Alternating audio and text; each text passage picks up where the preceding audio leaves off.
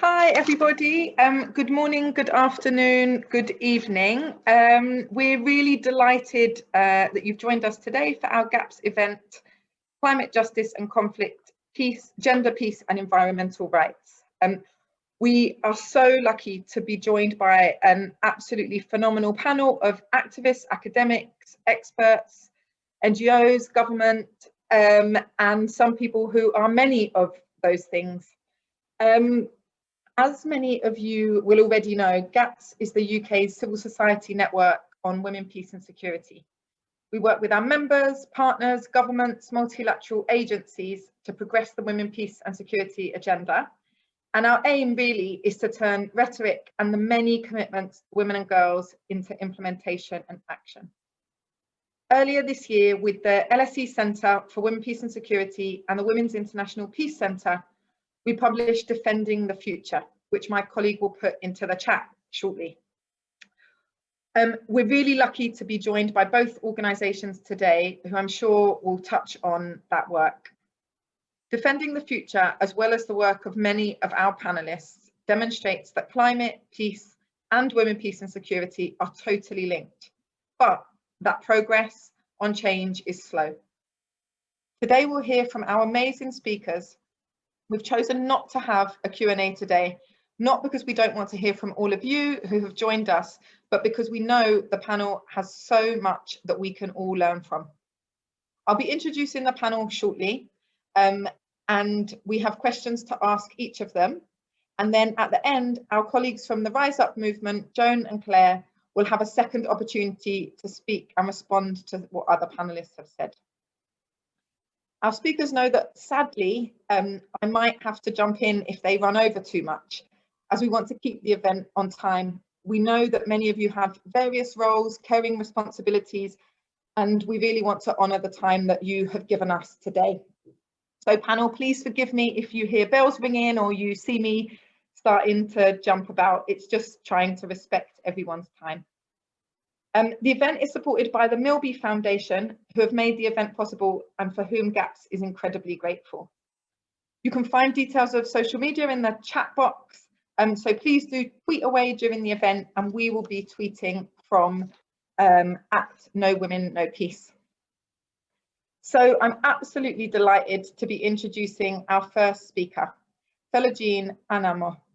Felogene is a Pan-African feminist activist who is passionate about using her creativity, politics and intellect to strengthen feminist movements to build collective power. She co-leads AWID's Building Feminist Economies initiative, which aims to strengthen feminist movements to transform the economy at local and global levels, as well as to amplify feminist and just economic visions, models and practices. Felogene, we've been so grateful for your support to the work of GAPS, LSE and the Peace Centre over the last year. Can I ask, what are the key gendered issues in conflict and climate justice, and how gender transformative economic policies can address these? Thank you. Thank you, Hannah, and thank you to everybody joining and the amazing lineup of speakers. In response to your first question, what are the key gendered issues in conflict and climate justice? I want to introduce the COVID-19 health pandemic as the third variant that we're going to draw parallels from, especially because it has been a game changer in terms of the work that we do. And we realize that a lot of countries are struggling with the response to COVID-19 health pandemic as they are with climate emergencies. And this is as a result of the incompatibility of the economic systems with safeguarding life. Now, the converging health, climate, and economic emergencies have made it impossible to continue ignoring how our development path was built on a collision course with human and planetary health, and how ill-prepared we have been to cope with the risks exacerbated by humanity's destructive behavior.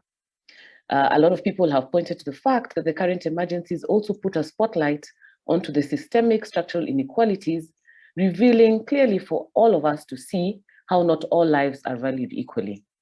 In the case of the pandemic, the distribution of suffering and relief, as well as of profiting and debt, as we have seen with the pandemic profiteers, have been highly skewed by the intersecting dimensions of inequalities and structural discrimination.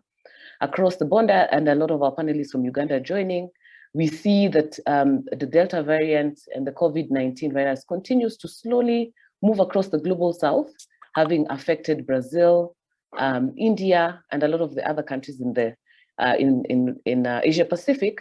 And what it's revealing is that this is decimating low-income and indigenous populations.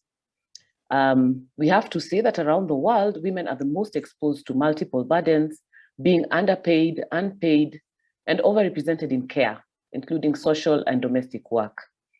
When you look at the climate justice sector, we are also overrepresented in the food systems as well as the informal economy.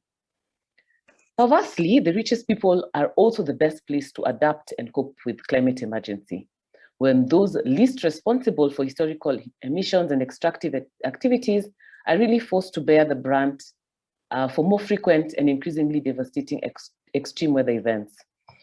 We have noted that earlier, I think around this time, the summer for the global north, there's a term that's been created called unlivable heat, and has been reported in British Columbia, where the temperature has hit a record high of 47.9 degrees. Now, while the rich can afford to escape or buy cooling equipment, not only is air conditioning out of reach for many of those living in impoverished settlements, but also the livelihoods of those communities get destroyed, as was witnessed in Bangladesh, where a heat wave destroyed 68,000 hectares, affecting over 300,000 farmers. A fact that is constantly restated and we must underscore is that the poorest half of the world's population is responsible for just 10% of global carbon emissions, and yet the richest 10% are responsible for a full half. Now, just like we are seeing vaccine hesitancy and vaccine nationalism being a huge hindrance to the global access of availabilities, we can also draw parallels to climate change deniers and the roles of corporations playing a huge role in deterring progress. Be it the role of big pharma in vaccine inequalities, to oil and gas companies spending a staggering $200 million on lobbying governments to block, control, or delay the adoption of legally binding climate policies annually to prevent progress. Interestingly, there's also research that has come out that during the 2020 pandemic year and associated suffering that came with it, the global military spending reached the highest levels that has ever been witnessed in decades, with the top 5 biggest military spenders being the US, China, India, Russia, and the UK. And a lot of countries, particularly in the global south where I'm from, preferring to spend military funds on pandemic response. Both the climate and COVID-19 crisis are global and unprecedented in the level of disruption, and they both directly threaten to disrupt livelihoods and lives around the world, and staggering the already wide social divide. Despite the commonplace belief that climate-related disasters and virus infections are great equalizers, we actually push back on that and say that the crises are actually magnifying pre-existing inequalities. It is therefore no coincidence that the frontline communities hardest hit by COVID-19 and the climate crisis are the same. And these are women, gender diverse people, and indigenous communities. Never let a good crisis go to waste has also been one of the statements that is making rounds.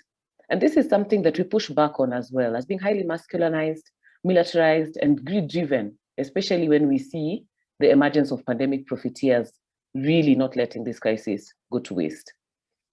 We know that moments of crisis, however, are also moments of change. And so now is the time that we can actually advance economic models that make another world reality.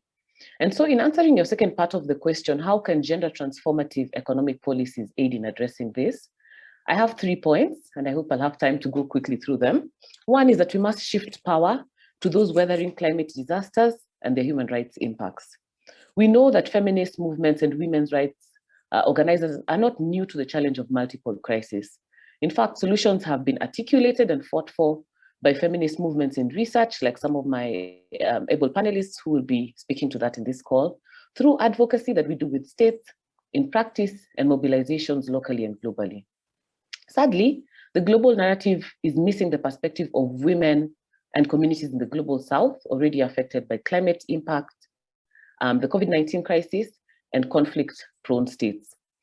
While we have seen a lot of media coverage on the climate issues, still women farmers and communities from the global south whose lives and livelihoods are already affected by climate disasters are glaringly missing. Since 2000, people in the global south have died from disasters at rates 7 times higher than in the global north countries. Surely we say the closest to the pain should be the closest to the power. Secondly, there is need to reclaim the state from the ongoing corporate capture. Now, in the context of a global pandemic and a real and even more devastating climate emergency, deeply rethinking the role of states in fulfilling human rights and delivering public goods and services, as well as financing a just transition, is ever more urgent. There should be no mistake that extreme wealth and poverty, racism, unpaid care work, and environmentally destructive behavior are not natural, but political choices. This means that states must take an explicit stand against harmful policies like public-private partnership, hoarding of vaccines, and a multi-stakeholder approach to policy making. Yes, it is unpleasant, but private sector needs to be shown the door because there is a conflict of interest between corporate profit and climate justice, between corporate profit and gender justice. Multi-stakeholderism, as it is being advanced today, is based on a narrative that we all want the same thing. But this is really a false narrative that serves to obscure the real conflict of interest. Third and finally, we must work towards the transformation and restructuring of the global economy. States, multilateral institutions, communities, and social movements must commit to dismantling the present destructive financial and legal architecture of the global economy. The right to health and a healthy environment should not be treated as a luxury or a preserve of the few, and for those who only have financial resources to access private services. But these are human rights, global public goods and commons that must be accessed and delivered to all. Now, this has been said, and I want to just close by saying that we are not all in the same boat. The intersecting inequalities that we are seeing in the global climate change and health crisis has made it more clearer than ever that reverting this catastrophic climate crisis requires a deep systemic change. The profound urgency for a stronger political will in defending our common futures for collective survival could not have been made any more clearer during this time. It took a pandemic for the world to largely acknowledge that what we have was broken. And so we should not endeavor to build back a broken system that was designed to serve patriarchal, corporate interests and neo-colonial power relations, but rather need to aim to build better and to build different. Let us not lose this urgency, even as we see a lot of statements that outside is open and are yearning to go back to normality. Let us deepen on our understanding of how the various struggles are connected and embedded within existing moments for survival and justice. Let us strengthen those connections, and in the face of the existential climate crisis and threat, let us renew our commitment to build just, anti-colonial, and feminist alternatives. Thank you, Hannah, and thank you for your generosity with the time. Thank you so much. There was so much there that was really, really interesting. And I think certainly in the research that we did with LSE and the Peace Centre earlier this year, your point around those people most affected being so far away from the solutions that the powerful deem to be those that they need, but not being given any access into those solutions. And I think, and Diana, you may speak about this, but the sort of way that an expert is defined exactly as you were saying, around patriarchal, neo-colonial systems that determine what an expert is and what an expert isn't. But thank you, that was so really interesting. Thank you so much. Our next speaker is Diana Oroma. Diana is the project officer of the Women, Peace and Security at the Women's International Peace Centre. From 2019 to date, her role has been leading, planning, mobilising and managing Women, Peace and Security project resources, implementing and reporting to different stakeholders on 2 peace-building projects. Diana, having worked with the Peace Centre and the LSE on the Defending the Future report, I wanted to ask, what are the greatest barriers for local organisations working on environmental peace and gender equality? Thank you.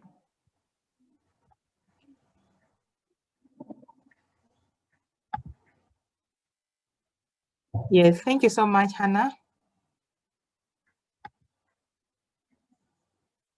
Yes, thank you so much, Tim.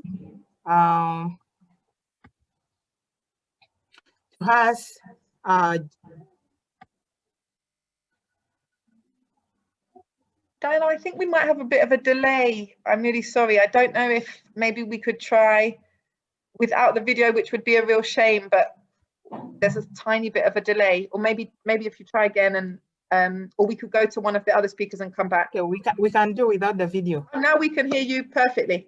Let's go for it. And hear me. Okay.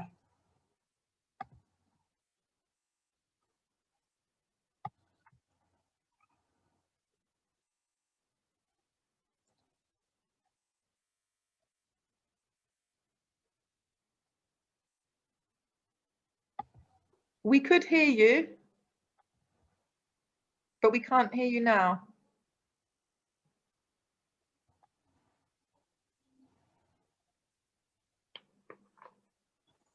Diana, should we move on to Joan and Claire and come back?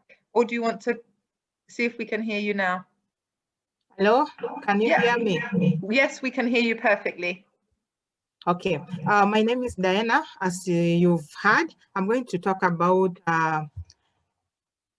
barriers for local organizations who are working on environmental peace and conflict and gender equality. To us, gender is a relevant dimension in peace and environment, and environmental conflict is a gendered activity, and there is a strong linkage, and we see that environmental degradation and climate change contributes to gender inequality and disproportionality. We also see that men and women have differential access to resources. Men and women experience conflicts differently.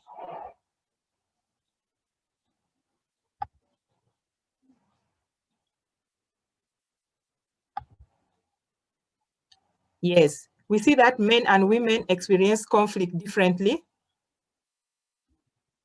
Are you able to hear me? I'm a little disturbed by the... That's okay, we can hear you really well. We can't see you now, but we can hear you. Okay, we see that men and women experience conflict differently. So as part of the local organizations working on environmental peace and gender equality, we are facing the following barriers. One, there is low representation of women's rights organizations or the local organizations in the existing coordination mechanisms, including the humanitarian platform for local and national organizations. There are also still significant gaps in women's engagement in key sectors. And we also see that there is no deliberate efforts towards inclusion of local and national women's rights organizations, where local organizations have to push and crack the rock to be included or engaged and to voice the concerns of the women for redress. We also see,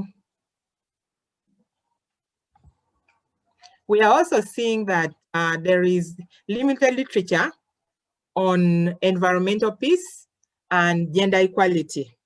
Yet the intersection of gender equality, sustainable development, climate change, environmental rights, and extractive economies and conflicts is complex and it is underexplored. So with the limited literature, women's rights and local organizations find it difficult to access information and to explore this area. And for that matter, we see that there's a small number of organizations that are directly engaged in the area of environmental peace and gender equality. There is also limited funding opportunity for local organizations, coupled with complicated application procedures that automatically knocks out the local organizations. Then there is a lack of political will in issues of environment and peace, where some of the leaders at different levels have interest and take advantage of the women's vulnerability. So local organizations that speak out for women's rights organizations end up being labeled because they step on the feet of some of the leaders.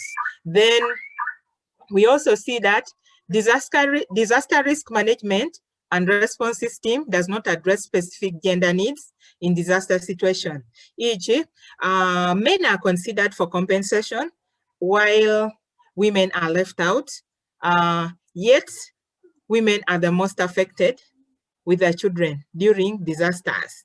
For instance, if we take an example of maybe the floods where people are displaced, this leaves much of the burden to the local organizations. Then we also see that there is no enabling environment. The ground is actually not labeled for the local organizations, both in those doing other work, but specifically the ones doing peace building work and handling issues of gender equality. Then COVID-19 is another, 19 pandemic is another barrier to the local organizations. We had not initially planned for a pandemic, but then it's an emergency that came up.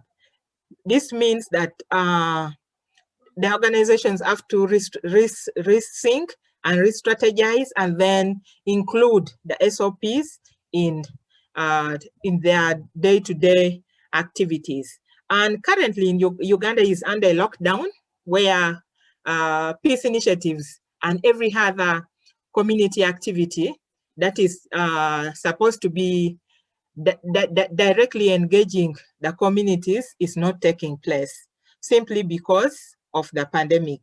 And as the activities are altered, it means organizations are going to lag behind in their timing. They're not going to abide by the project timelines, end and start time, and it may affect some of the funding and the programs that local organizations are implementing.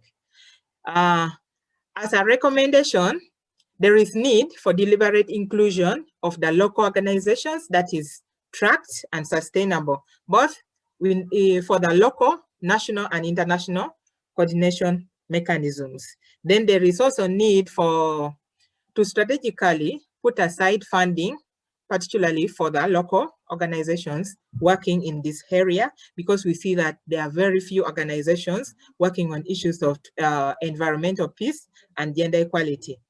Then there is need to create synergy among the local organizations working on environmental peace and gender equality. Yes, there may be some few organizations working in this area, but there is no synergy, much synergy between the organizations. We need to sit together and strategize and maybe get into coalitions, then we will attract funding more. Then I also see that there is need for more research and documentation on environmental peace and gender equality. And also there's need, as we do the research and documentation, we need to popularize it widely because the information is still lacking. And that could be part of the reason why people are not getting into exploring into that area. Then there's need to strategically mainstream gender in peace building and specifically in all the sectors. There are peace building initiatives, but then not tackling much on the environmental peace. We are looking at peace in the aspects of war, in the aspects of health and other things, but not much is being done on environmental peace. Then I also see that there's need for long-term funding for the local organizations, because peace building requires long-term intervention. You cannot do peace building and achieve within a year or two, because currently the programs or projects are actually limited in funding and then in the time scope. Yeah. Thank you so much for listening. That was so interesting. Thank you. And I particularly noted down your point around women's organizations having to crack the rock for access. Thank you so much. Our next speakers are Joan Namaggwa and Claire Nassanga. Joan and Claire, we are really excited that you are joining us today. Joan and Claire are women and girls' rights activists, as well as climate activists from Kampala, Uganda. Joan is the international coordinator of the Rise Up movement, and Claire is the evaluation officer of the Rise Up movement. Joan and Claire are students at Makerere University. Joan is pursuing a Bachelor of Industrial Art and Design, and Claire is pursuing a Bachelor of Veterinary Medicine. Joan and Claire, as you know, we'll be coming back to you later, so if you could try to stick to time, that would be really helpful. Joan and Claire, we've obviously watched the Rise Up movement's amazing work with real interest, and particularly your calls on global North governments. Can I ask what tangible actions global North governments should be taking to support local women's rights organisations, youth organisations, and the most affected people and areas working on climate justice in conflict settings? Over to both of you. Thank you. Thank you so much, Hannah. Hi all, we are so happy to be here and excited to interact with such amazing people like you, and hope you're all doing fine. In the Global South, we're facing a number of challenges as a result of climate change. It hurts so much considering the fact that the Global South is least responsible for the climate crisis, and yet suffers some of the biggest impacts. We're talking about these extreme weather events like floods, landslides, storms, among others, whose socio-economic impacts make many communities and people very vulnerable. For example, the indigenous communities and girls and women who suffer the worst consequences. For example, women and girls are forced to walk long distances to fetch water, and many girls are forced to drop out of school and forced into early marriages because their families are losing everything to climate change. As a result, many local organizations for women's rights and environmental rights have been established to find ways to curb the impacts of the climate crisis in some of these settings. However, the Global North has a responsibility to protect the rights of the people and the planet. We know that there are tangible actions that the Global North governments can take to support these organizations and the most affected people working on climate justice in the most affected areas. And Claire will take us through some of these. Over to you, Claire. Thank you very much. So some of the tangible actions, there could be increase in funding for transition to renewable energy. For example, with renewable energy, there is reduction in greenhouse gas emissions, there is reduction in air pollution. For example, there is a project that we took part in, which was the Bush Green Schools project, which involved installation of eco-friendly stoves and solar panels in various schools. And there are so many women around the world who are ready to take on these projects, but the biggest issue is funding of this.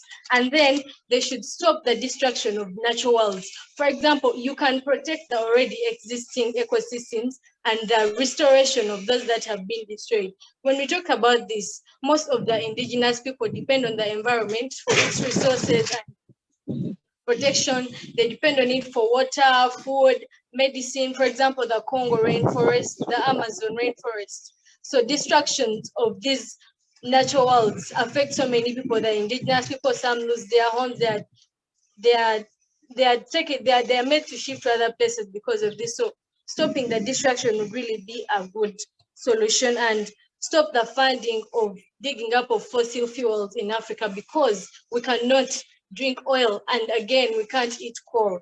Then support small agricultural producers. For example, people who are in position to make policies, like policymakers can make policies that protect the small scale farmers, because when you look into this, small scale farmers are really affected by the adverse effects of climate. So when you put in place policies that protect them, they can make them more resilient to the effects of the change, to the effects of the climate change, and listening to the voices of women speaking up for climate change, speaking up for women's rights.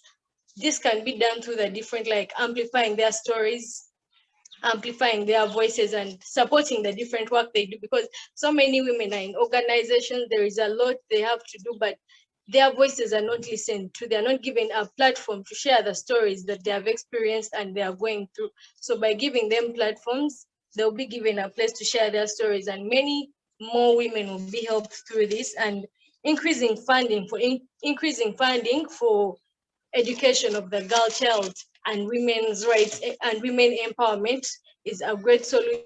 It can increase the resilience of an individual, families, and many communities around, because we realize women are already facing so many inequalities. They are disproportionately affected by the effects of climate change. So the increasing in the funding of educating of the girl child would really be a good solution. Looking into this, the drawdown project listed 100 ways we can reduce greenhouse gas emissions, and listed number 5 as the most impactful was the educating of girls and family planning. So it would be really good to educate girls. And then an ending of impunity. Impunity is a very big effect that's affecting so many, and this happens in many communities where like the policies are not strong. So many countries in the global south, for example, domestic violence is a big and a key issue, but it's ignored in many countries. And so many women are suffering, indigenous people are suffering, and people who are really affected by the effects of climate change. So by ending impunity, they're going to look into such issues, and they will be managed and governed by the law. So many things should be punished. They should not be left unpunished. And supporting the work of the different activists, different women organizations, and realize funding would really be a good thing, because so many women are planning. They have so many ideas, but without funding, they cannot really do the things that they were already in plan of doing. Thank you very much. All in all, women's rights are human rights, and human rights are women's rights. We cannot eat coal and we cannot drink oil. Therefore, we cannot have climate justice without gender equality. The same way we cannot have gender equality without climate justice. Thank you. Thank you both so much. That was such an important reminder, and particularly the point that you both made, or that you just said again there, around not being able to drink oil or eat coal, and therefore the solutions that you have suggested needing both support and funding, as well as global north governments to actively stop much of the destruction that they are doing at the moment. So thank you very much. We're looking forward to coming back to you in a bit. Our next speaker is Dr. Keina Yoshida. Keina is a barrister at Doughty Street Chambers, practicing in the areas of human rights, public law, inquiries, and media law. Keina has a domestic and international practice with a particular focus on equality and non-discrimination. She's appointed to the Panel Council of the Equality and Human Rights Commission. Keina holds a PhD in international law from the London School of Economics, where she is currently a researcher at the Centre for Women, Peace and Security. Keina, having worked with you at LSE and the Peace Centre on defending the future, we wanted to ask, how does human rights law and women, peace and security connect to environmental peace and climate change, and what are the gaps and how can they be addressed? Thank you. Thanks, Hannah, and thanks so much for having me here today. It's a real privilege to be speaking on this panel. So it's a big question, so I'm going to try and take it quickly. Human rights law has come to the environment rather late, and we have something called the greening of human rights law now. So international instruments that were silent on the face of it are now starting to be interpreted in a way which takes into account climate justice. So, for example, the right to life. We're seeing calls for an internationally recognised right to a healthy environment and the right to breathe clean air, for example. And there's also increasing number of instruments which look at the intersection of climate change, disasters and gender equality as well. The most famous of these is General Recommendation number 37 by the CEDAW Committee. And it contains a number of really important statements and principles. Some of these we've heard today, such as those that are least responsible for climate change are suffering the worst effects of these changes. But it also has some other less well-known principles, effectively, such as make it green but not mean, which means that climate change mitigation programs must ensure, when they're changing to renewables instead of fossil fuels, for example, that they take into account gender equality. So you can't bring in something like renewables and say, oh, this is it, without taking into account the need for gender equality. The WPS agenda also takes into account climate change, but in a really minimal way.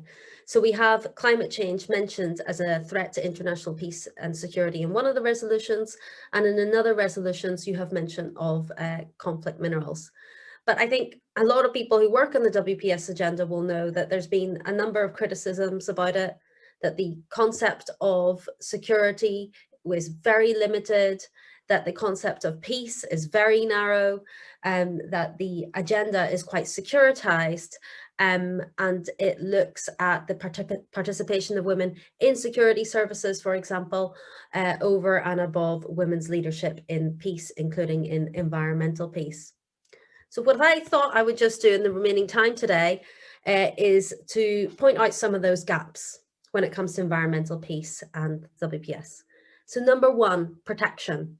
I think we need the WPS agenda to ensure that protection goes beyond protecting women and girls from sexual violence and conflict, but to also ensure that it means protection of environmental advocates and those working towards contributing to environmental and sustainable peace. There are sustained attacks on environmental rights defenders and human rights defenders working in this field, and that has to be addressed because it is also a gender equality issue. And women environmental rights defenders are attacked in certain gendered ways. Two is accountability. We just heard about impunity from Joan and Clare, and I think this amounts to the same thing, but we need accountability for those people who are destructing the environment. We need to have corporate accountability for things such as pollution of natural entities and other activities that fuel socio-environmental conflicts.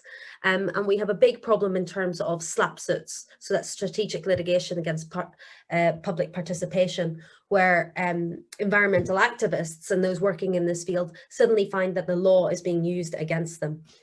Relief and recovery. We need to again go beyond relief, recovery and reparations for survivors of sexual violence. That's important in conflict, but we also need to ensure that there's a broader vision of that, which includes environmental reparations.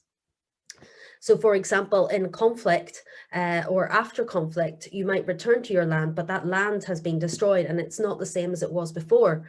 So the types of reparations that you need can be very different based on your environmental circumstances. And how do you repair spiritual violence to land and ecological violence as well that's happened to your communities? So I think that's a real gap and somewhere where we need to grow and listen. Prevention. So can we think creatively about what to integrate here? And one of the things that a growing area of law, which is sort of outside of human rights law, is the rights of nature.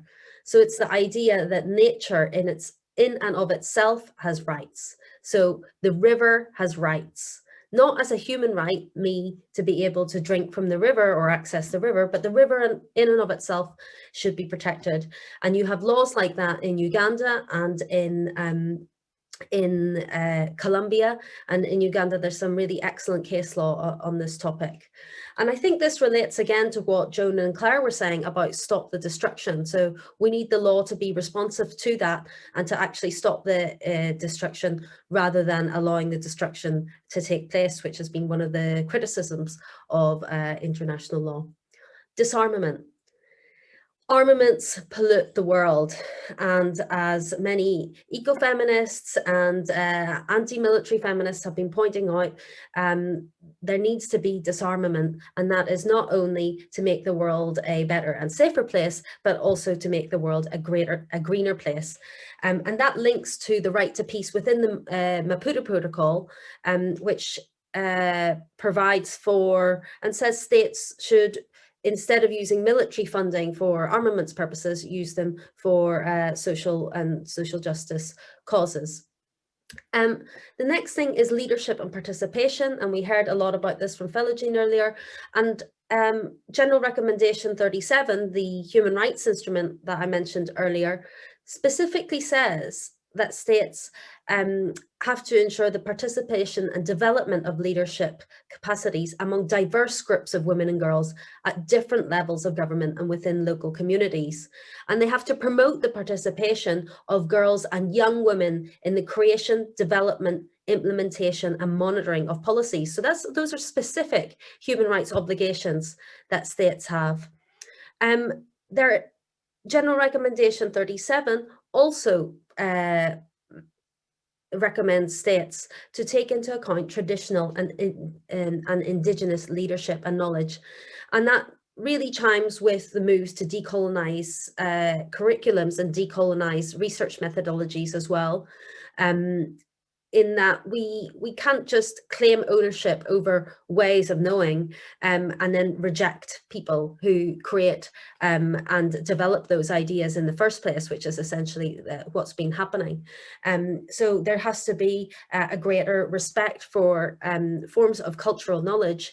And I think that's something in the report we heard about a lot, with people saying that often global North governments and also international organizations come and say, oh, this solution has worked in Cambodia, now use it here. Well, people have developed solutions for decades and centuries even, and they just need funding in order to implement that better. And then I just want to end with the last one, which is, again, I think Felogene has mentioned it, but it's about the system in itself, the extractivist capitalist system, meaning that this is not just a problem of over there. This is about accountability of companies based in the global north, but also that it's what Luisa Slava talks about is the most of the world. It is that even within certain states, you have vast inequalities and environmental racisms and inequality, and we have to target that as well. So national action plans on WPS cannot be outward looking. They also have to look within countries and to integrate those with the climate adaptation plans and to ensure that there is environmental justice and equality within states as well. So that's my intervention, Hannah. Thank you. Thank you so much, Keina. That was so interesting, and particularly I found interesting the points that you raised, building on the other speakers around disarmament, prevention, protection, and the extractive capitalist system. So thank you very much. Our next speaker is André Mundal.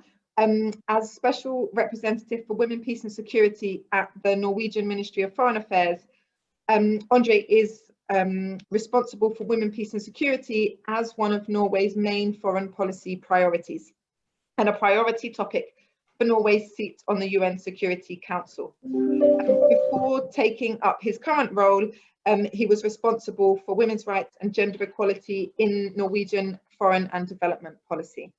André, after you speak, we'd like to go back to Joan and Claire, so if you could keep to time, that would be fantastic. But we wanted to ask you, how can we take the learnings from work on gender and environmental peace and apply them to the work of the UN Security Council and the upcoming climate change COP26. What is going to help to take this rhetoric to action, and what the Norwegian government is doing on this work? So a lot there, but we would really like to hear from you on that. Thank you. Thank you so much, Hannah. And thank you again for inviting me to participate in this very interesting panel on an issue that truly is in need of more attention. As have been pointed out by other panelists, climate change is indeed a major driver of inequality, insecurity, and conflict. Displacement of people, competition over resources, and food insecurity are just a few of many examples of this. Yet, as we sadly also know too well, which is stated clearly in the backgrounder for this event as well, gender perspectives are too often ignored in mainstream discussions on the environment and climate change. And the thing is that this is a statement I could apply on a wide range of issues and just swap the environment and climate change part with something else. It could be peace and security, or economic and financial policies, or education, or health. These are just a few other examples of issues where it is well established that gender perspectives are critical to having an effective approach, but where we also still see huge gaps in many countries and also internationally in how this is implemented. This might imply that the issue is not first and foremost that gender perspectives are not included in discussions on the environment and climate change specifically, but the gender perspectives too often remains a sideline special interest issue more generally. And that despite the vast progress being made over the last 20 years, we still have a long way to go. But you know, I don't want to paint only a bleak picture, because it also seems to be the fact that once someone become aware of the importance of having a gendered approach, it seems to take effect across the board of issues. This might be a sort of a solution of sorts, or at least a comfort in an otherwise troubling landscape. My own moment of enlightenment was actually as an officer in the Norwegian army in Kosovo. I remember coming upon a group of army engineers talking about the upcoming construction of a bridge. And as this was in 2004, Security Council Resolution 1325 was relatively new. But it had indeed found its way down the chain of command of NATO KFOR. So a Kosovo force, for those who don't know that. At first, a group of engineers were humored by what on earth a gender perspective had to do with the construction of a bridge, right? Now, that is the sort of a moment when a gender advisor should walk in and enlighten the group, but such did not exist back then, and there are still too few today. But as this was and is an important agenda for Norway, the orders given to these Norwegian engineers were somewhat adamant that gender perspectives must be included. And lo and behold, it actually worked. So a few hours later, they were strategizing on how women might be particularly affected by certain aspects of this construction based on culture, customs, and rules. Because of course it meant a lot. For example, the location of the bridge. In some parts, women would not be able or allowed to even use it. And lighting, what about that? What did that mean for how when women could use the bridge, and much, much more. So bottom line, there is always a gender perspective. And the gender perspective very often is a core issue in reaching the aim that you have. And once you understand this, you're more likely to apply such an issue in your next task, whatever that is, whatever the issue. Now, why do I stress this? Because an important part of the answer to your question on what Norway is doing on women, peace and security and climate change, and what will take us from rhetoric to action, lies in this. Because for us, the issue of gender equality and women, peace and security has been mainstreamed for decades throughout our foreign service. It does not sit within a particular unit. It rests with the whole system, so that every effort, every initiative, every section, every embassy, every delegation will be knowledgeable of and hopefully push for a gender perspective, including men whom are of a particular interest for us to engage globally. Now, I'm not going to argue that everyone in Norway's Foreign Service is an expert in women, peace and security, but as I keep saying, it is better if 80% of us do a decent job than if 5% do an excellent job and the rest are not on board. And to get there, I think we should be extra nice with everyone who tries, focus on what they're doing right, and not too much on what they're not doing. Be cheerleaders in a way, as I see myself in Norway's Foreign Service. With environment and climate change policy becoming a high priority for us as well, this mainstreaming over time of women, peace and security agenda makes it a lot easier for us to hit the ground running. It is a matter of finding the gender perspective. And if you don't find it, well, I'm sort of sorry to say it's you, not me. You just have to keep looking or go and ask the gender advisor if there is one. Part of the problem for this intersection of women, peace and security and environment and climate change comes from it being in a way stuck between a rock and a hard place. Because firstly, you need to find a women, peace and security agenda important for peace and security, which internationally still is an ongoing process when it comes to actually implementing what we've agreed to on paper. Secondly, you also need to recognize that climate change is a pressing issue and that it is a security issue. The good thing is that the Security Council, it does not look too bad. On whether climate change is a risk to international peace and security, the Council has recognized this in 44 written products. And 12 out of 15 members in the Council agree that climate change belongs on the agenda.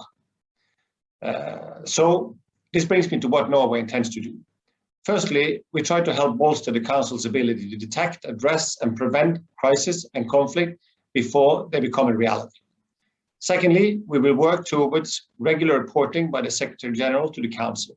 We will also support efforts to appoint a special representative on climate and security. And third, 6 out of 10 countries that host the most peacekeepers are located in areas ranked most exposed to climate change. And we will continue our effort to include climate-related risks and their implications for peace and security as a factor in all UN conflict prevention, peacekeeping, and peace-building activities. Fourth, there are several intersections between climate change and security, between climate and security, women, peace and security, and youth, peace and security. Both women and youth are often disproportionately affected by climate-related security risk, but they can also serve as key agents of change in climate change adaptation and mitigation. And we will work to strengthen these connections. Because, to end, finally, it is crucial that we not only identify how women are vulnerable to climate change, but acknowledge how they also are an essential part of the solution. Because women at the grassroots are uniquely positioned to contribute to sustainable natural resource management, climate resilient communities, and enhance peace and stability. So we must promote women's leadership in climate-related conflict mitigation and prevention, reduce barriers to inclusion, and we should look to women leaders who are already navigating the climate-impacted natural resources for peace-building practices. For policymakers and practitioners, promoting women's contribution can accelerate gains across peace, conservation, and sustainability. So once again, I would like to thank GAPS for inviting me to participate in the discussions today. And thank you also to all the other speakers. It was very interesting to listen to all of them. Thank you. Thank you so much, André. Really interesting to hear you speak and also about the connection, the way in which the Norwegian Ministry of Foreign Affairs cuts gender equality across all of your work. So finally, before we close, we'd love to go back to Joan and Clare to give an overall response to the various points raised throughout the event and share any final points from the perspective of the Rise Up movement. So Joan and Clare, back over to you. Thank you so much, Hannah. First of all, would like to thank all the panelists for talking and giving us all these solutions to these problems, and they all did well.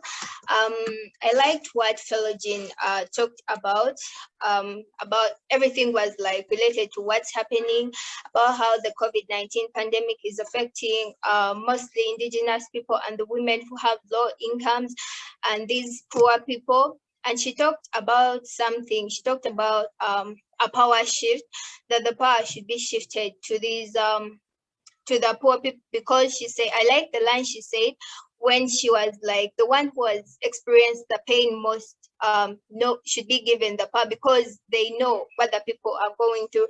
And that was really nice. She talked about system change, which we really need right now. The system should be changed so that we get the justice that we need. And she talked about building just anti-colonial and feminist solutions, and everything she said was perfect. Thank you, Felogene. Those are my remarks.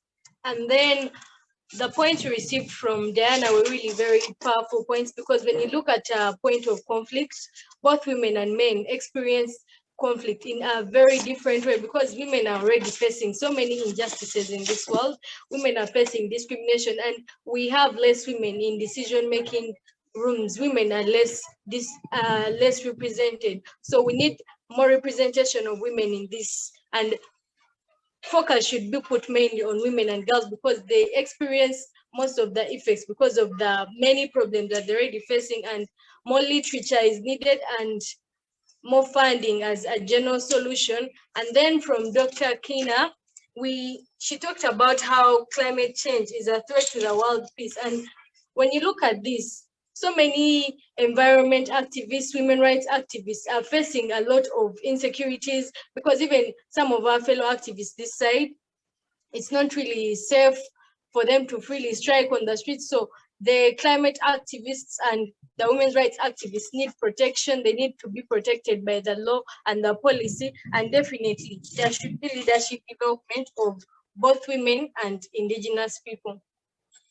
Yes, and the question that André got was really powerful, because it was asking about how we can take the learnings from work on gender and environmental peace and apply them to the work of the United Nations Security Council and upcoming COP26, because we really needed this, and what is going to take, what they're going to do to turn it from rhetoric to action, and what the Norwegian government is doing on this work. So he talked about most of the problems that we are facing, and that's a competition of resources, and that is absolutely true, which causes that food insecurity. He emphasized gender, and that was really powerful, because to get justice in the world, we really have to have equality first. And what the Norwegian government is doing is emphasizing gender inclusivity. He talked about it being as a mainstream, and that is really nice.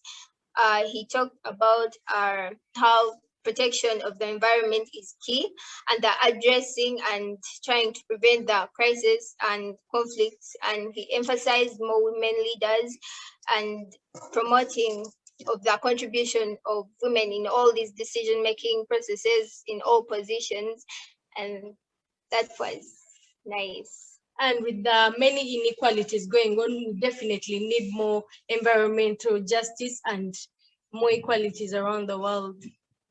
Over to you, Hannah. Thank you so much, Joan and Claire. It was so interesting hearing you reflect on the discussion today. And I think it's very safe to say that we all have so much to learn from the Rise Up movement. And I do really hope that people who are making decisions listen to you, because you are certainly full of the solutions that they need to be implementing. So we're really grateful to have had so many amazing speakers today. Thank you all so much for joining. And to my colleagues at GAPS, Sangeetha, Julia and Mason, particularly Sangeetha, who led on organising this event. Again, thank you to the Milby Foundation for their support, And so from the GAPS team, we'd really like to wish all of you a very good evening, afternoon, good morning, and we hope that we can join each other for another event soon. And thank you again to our amazing speakers. Thank you, and see you all later. Bye.